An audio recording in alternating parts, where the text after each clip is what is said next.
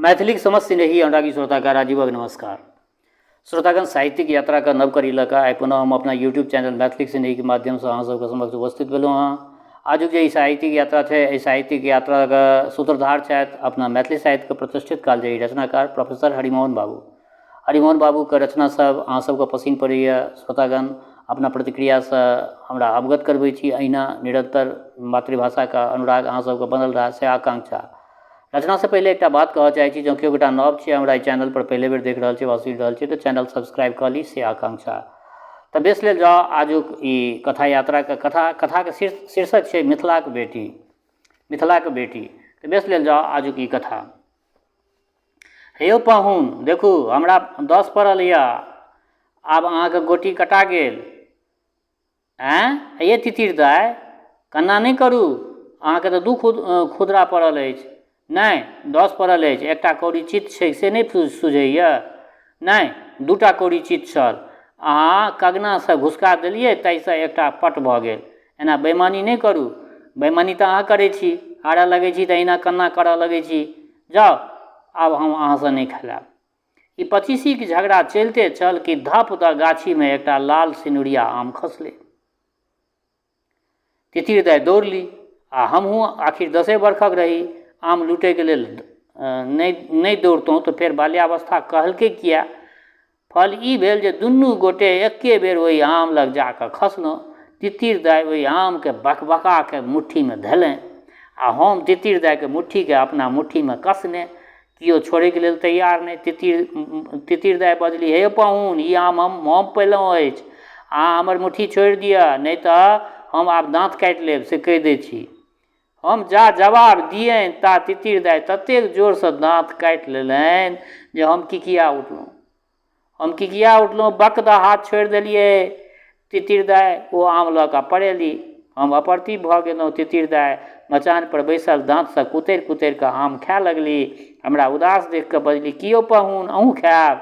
एहि दिस से निरैठ से अहाँ खा लिअ। हम कहलियनि जे बेस रह दिअ। हमरा तऽ जनउ भऽ गेल अछि, हम उपनयन भऽ गेल यऽ, हम एहिठ लोकके नहीं खाइ छी। ओ बजली, अहाँ पाहुन छी, हमरा अहाँसँ छीन कऽ नहीं खेबाक चाहै छल। ई अनुचित भेल हमरासँ। आबो अहाँ खा लिअ पाहुन, खूब मीठ छै। हम कहलियनि जे हमही दौड़लहुँ से अनुचित केलहुँ तितिर दाय। ई की हमर गाछी थी? ई तऽ तितिर दाय के गाछी छियनि। ओ लज्जित होइत बजली, ई अहाँ की कहै छी? बहिनोके धन की अनकर होइ छै? भौजी सुनती तऽ हमरा कतेक फजहति करती। अहाँके हमर शपथ छी पाहुन, ई आम कनि खा लिअ अहाँ। ताबत हमर नजरि हुनका पहुँची पर पड़ल। कहलियनि जे ई सोनित कोना बहैत अछि? ओ बजली, बारे पुछनाइ, अपने चूड़िए फोड़ि देलथिन अछि आ पूछै छै जे कोना सोनित बहैया। हम सिहरि उठलहुँ। कहलियनि जे देखू हे तितिर दाय, बहिनके नहीं कहबनि, नहीं तऽ हमरो डाँटती। ओ बदमाशी से बजली, वाह, कहबनि नहीं तऽ की, भैयाके सेहो देखा देबनि। हम भाइसँ अवाक रहि गेलहुँ। नेहोरा करैत कहलियनि, तितिर दाय, अहाँके हमरे शपथ अछि, जँ बहिन आ ओझाजीके कहबनि तऽ हम आइए अपना गाम एतयसँ भागि जायब। ओ बजली, तखन ई आम खा लिअ। अगत्या निरुपाय भऽ कऽ हमरा संधि करऽ पड़ल। परंतु जहिना एक चोभा लगबै छी कि तितिर दाय थपड़ी पारैत खिलखिला उठली, जाउ, अहाँके हम ऐँठ खुआ देलहुँ, हम सबके कहि देबै जे अहाँ हमर ऐँठ खेलहुँ अछि। ई कहै तितिर दाय आमक जलखड़ी हाथमे उठलनि आ घर दिस विदा भऽ गेली। हमहूँ हुनकर पाछा पाछा लागल घर दिस जाय लगलहुँ। आँगनमे एलहुँ तऽ देखै छी जे दीदी ठाँव बाट केने बैसल छथि। बजली, आइ कतेक देरी भऽ गेलौ, एखन धरि पानियो नहीं पीने छ। हम पैर धऽ कऽ पीढ़ी पर बैस गेलहुँ। बहिन पहिनेसँ चूड़ा थारीमे भिजौने छली। तितिर दाय ओहिठाम पहुँच गेली। हमरा देख बजली, कियो पाहुन, ओ बात हम भौजीके कहि दियनि? हम अनुरोधपूर्वक कहलियनि जे अहाँ कहबनि तऽ हमहूँ कहि देबनि। देखू, अहाँ जे दाँत काटि लेलहुँ से एखन धरि भकभका रहल अछि। ई कहि हम हुनका अपन हाथ देखाबऽ लगलियनि। ओहिपर 4टा दाँतक चिन्ह ओहिना अंकित रहै। ताबत बहिन एक बाटी आमक रस नेने पहुँच गेली। हमर हाथ देख बजली, ई की भेलो बौआ रे? ई की भेलो? तितिर दाइ ओहिठामसँ पड़ेली आ जाके अमठ पारऽ लगली। बहिनके नहि जानि कोना बुझा गेलनि। ननदिके डँटैत कहलथिन, जाउ, अहाँके एको रत्ती ज्ञान नहि भेल एखन तक तितिर दाइ। बिआहक बयस भऽ गेल यऽ आ हमरा भाय सङ्गे एकपिटिया जकाँ लड़ैत रहै छियै। काल्हिसँ अहाँके हम गाछी नहि जाय देब। एकरा बादक गप नीक जकाँ स्मरण नहि अछि। हाँ, एतबा मोन अछि जे जाहि दिन हम गाम जाय लगलहुँ तहिया गाछीके कोनमे तितिर दाइ ठाढ़ रहथि। हमरा सड़कक बाट धरैत देख ओ बाजि उठली, हे यौ पाहुन, कने सुनैत जाउ। हम लगमे गेलियनि तऽ ओ बजली जे हमरासँ कतेक अपराध भऽ गेल हैत से कहल सुनल माफ करब। ई कहि ओ हमरा हाथमे एकटा सिनुरिया आम दऽ देलनि। हम कहलियनि जे दीदी बहुत रास आम सङ्गमे दऽ देने छै, देखैत नहि छियै जे खबासके माथपर चङ्गेरा छै। परञ्च ओ बजली, अहाँ नहि लेब तऽ हमरा मोनमे दुख हैत। ई कहि ओ आँचरसँ अपन आँखि पोछऽ लगली तितिर दाइ। हम ओ आम जेबीमे धऽ लेलहुँ। 14 वर्ष बाद, आब सुनियौ, 14 वर्षक बादक बात। तितिर दाइ सङ्गे ई तऽ बचपनमे भेल। आब 14 वर्षक बादक बात सुनियौ। 14 वर्ष बाद एहि बीच हम MA पास कऽ गेलहुँ, लॉ कऽ लेलहुँ। ठाम ठामसँ विवाहक प्रस्ताव आबऽ लागल, परञ्च हम एके जवाब दिए, पहिने जीवनमे प्रवेश कऽ जायब, अर्थात जीविका स्थिर भऽ जायत तखने हम बिआह करब। एहि बीचमे ओझाजीके पत्र आयल, अहाँके बहिन दुखिता छथि, आबि कऽ देख जइयौन। हम ओतय पहुँचलहुँ तऽ देखै छी जे न ओ नगरी न ओ ठाम। एहि 14 वर्षमे जेना सब किछु परिवर्तन भऽ गेल होय। जे विशाल हवेली हमरा देखल रहए तकरा स्थान पर पुरान पोखरिक भीड़ पर एकटा छोट छीन टाटक मरैया देखयमे आयल, जे पूर्वक उपहास करैत छल। जहाँ 7-7 टा बखारी रहैत छल तहाँ केवल एकमात्र टूटल भुसखार टा ठाढ़ छलै। ओझाजी परम शिकस्त हालतमे छथि, ई बुझबामे भाँगट हमरा नहि रहल जे हमर बहिन आ ओझाजी दुनू गरीबीमे छथि। आँगन पहुँचलहुँ तऽ बहिन अनुरोध करैत बजली, हाँ, एक युग पर तोरा मोन पड़लो, हमरा लोकनिके एकदमे बिसरि गेलऽ तू। तदुपरान्त ओ अपना दुखक महाभारत पसारलनि। कौशिकीक बाढ़िमे एहि दशामे कौशिकीके बाढ़िक कारण ई दशा प्राप्त भेल अछि। साले साल अन्न दहा जाइत छै, खेत बेच कऽ बैसाख चलैत छनि। साउस मरि गेलथिन, हुनका काजमे कर्ज भऽ गेलनि। महाजनक ऋण दिन दिन बढ़ल जाइत छल। कलम बागो भरना पड़ल छै। दियादनी भिन्न भऽ गेलथिन। राति दिन पट्टीदारी चलैत रहैत छनि। ओझाजीके तेहन गठिया धेने छनि जे आब अकार्यक भऽ गेलाह। बहिन अपने सूखि कऽ काँट भऽ गेल अछि। हुनक विदीर्ण मुँह देख कऽ कानि उठल मोन। कहऽ लगली, हमरा 6 माससँ पेटमे पिल्ही अछि, केओ देखनिहार नहि, आ बेसी दिन नहि बचबो। मायसँ भेँट करा दे, ताहि खातिर बजेलियौ तोरा। हमरा आँखिसँ टप टप नोर खसऽ लागल। ओ हमरा आँखि पोछैत हमर बहिन बाजल, दूर बता, कनै छऽ किया? दूर जो, हमहूँ केहन छी, तोरा अबिते अपन रामायण सुनाबऽ लगलियौ। एकर की कोनो अंत छै? चलऽ पैर धुअ। बहिन हमरा हाथ पकड़ि कऽ पीढ़ी पर लऽ गेली। हम संदेशमे जे पेड़ा लऽ कऽ गेल रहियै ताहिमे सँ 4 टा हमरा आगाँमे राखि देलथिन। ओहिना कोना दितथि, तेँ पातिलसँ थोड़ेक माढ़ बहार केलनि। माढ़ ई माढ़ की छै श्रोतागण? अहाँसभ पर हम छोड़ि देलहुँ, हमहूँ नहि बुझि रहल छियै ई माढ़ की छियै। माढ़ पातिलसँ बाहर केलखिन, किछु खायवला चीज छियै। ताबत एकटा नेना जे पोखरिमे बंसी खेलाइत रहनि से 2-4 टा गरइ माछ नेने पहुँच गेलथिन।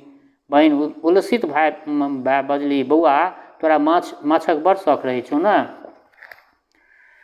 हाँ, नहु खा, 2 टा पका कऽ सन्ना कऽ दै छियौ। हेरो बंगट, बाड़ीसँ हरियर मरचाइ तोड़ि ला। ताबत एकटा मलिन वस्त्रा प्रौढ़ा सेहो पोखरिसँ स्नान केने पहुँचली। गलामे तुलसीके माला, हाथमे अछिंजल, गंगा स्तव पाठ करैत विधवाक साकार मूर्ति जकाँ। हम बहिनके पुछलियनि, हिनका नहि चिन्हलियनि? ओ माछ पकबैत बजली, चिन्हबहुन कोना, एहिठाम अबैत रहिती तहन ने, ई हमर परिहारपुर वाली ननदि थिकी। ओ हमरा देख कऽ किछु धखेली। बहिन कहलथिन ई हमर भाय थिका, नहि कोनो हर्ज, आउ। विधवा हाथक लोटा तुलसी चौरा पर रखैत बजली धन्य भाग।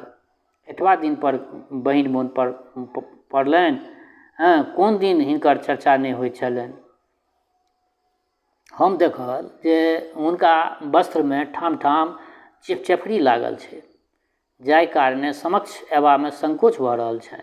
ओ तीतल नुआ नेने सोझे पछुआरमे चल गेली आ प्रायः ओहीठाम बैसि नुआ सुखाबय लगली। हम बहिनके पुछलियनि जे इहो तोरे सङ्गे रहै छथुन? ओ सन्नामे मरचाइ गुड़ैत बजली की कहै छ, विपैत पर विपैत हिनका सासुरमे दिअर सब बड़ दुख दै छनि, 6 माससँ एतै छथि। हम पुछलियनि हिनका धिया पुता? ओ बजली एकटा बंगर छथिन आ 3टा कन्या। एक कन्या सासुर बसै छथिन, 2टा कुमारिये छथिन। आइ चतुर्दशी थिकै, ई महादेव पूजै छथि, तेँ दुनू बहिन पोखरिसँ माटि लाबय गेल छनि।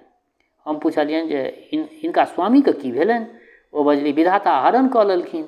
पूर्णिया जिलामे नौकरी करैत रहथिन, ओहीठाम मलेरिया धऽ लेलकनि। आब हिनका 2-2टा बेटीके कन्यादान करबाक राति दिन चिन्तामे डूबल रहै छथि बेचारी। ताबत 2टा बालिका खोइछामे माटि नेने पहुँच गेलथिन। बहिन बजली या श्यामा आ पार्वती आबिये तऽ गेली। हे पाहुन एलखुन अछि, तरकारी बनतै। गै श्यामा, 4 पर कदीमाके फूल छै से 2-4टा तोड़ि दे। आ हे पार्वती, तू झट दऽ जो बाड़ीसँ पटुआके साग तोड़ने आ। ओहि बालिकाके देख हमरा मोनमे हठात तितिरक रूप नहि छूटल।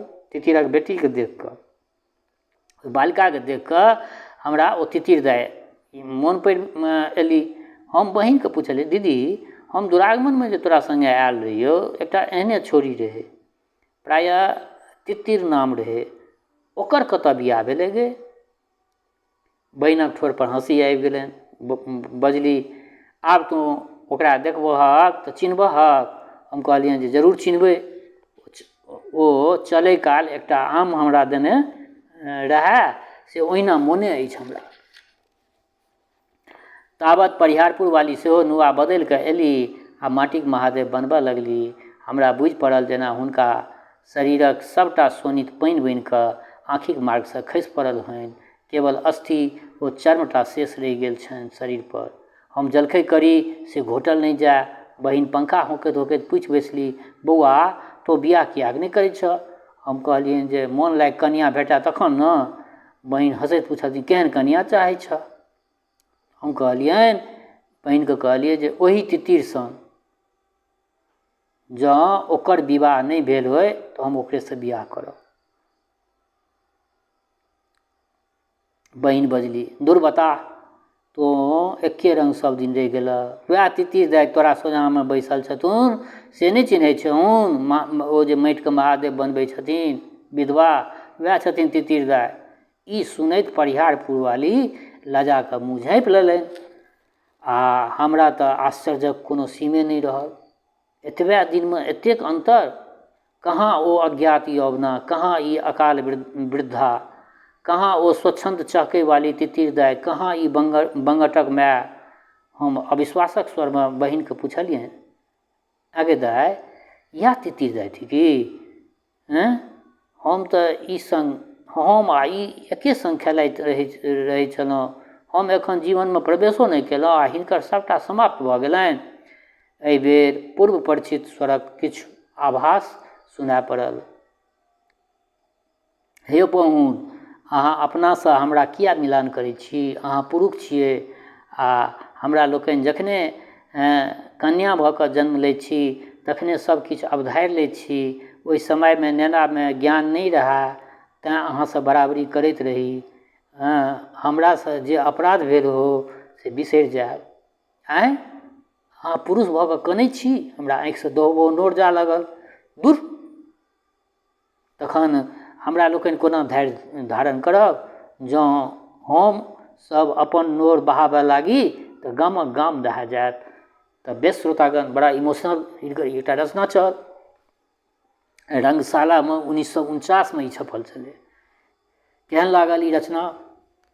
रचनासँ इमोशनल हमहूँ भऽ गेलहुँ। केहन लागल? अपना प्रतिक्रियासँ अवगत करायब। दोसर बात, हमर श्रोता चाहे गाँवमे रहै छी वा प्रदेशमे, देशमे रहै छी वा विदेशमे, जतऽ कतौ रहै छी, स्वस्थ रहू, निरोग रहू, अपना आचरणके पवित्र बनेने राखू। माता जनक नन्दिनी जगदम्बा माँ वैदेही कृपा सदिखन अहाँ सब पर बरसैत रहए। शुभकामनाक संग जय मिथिला, जय मैथिली।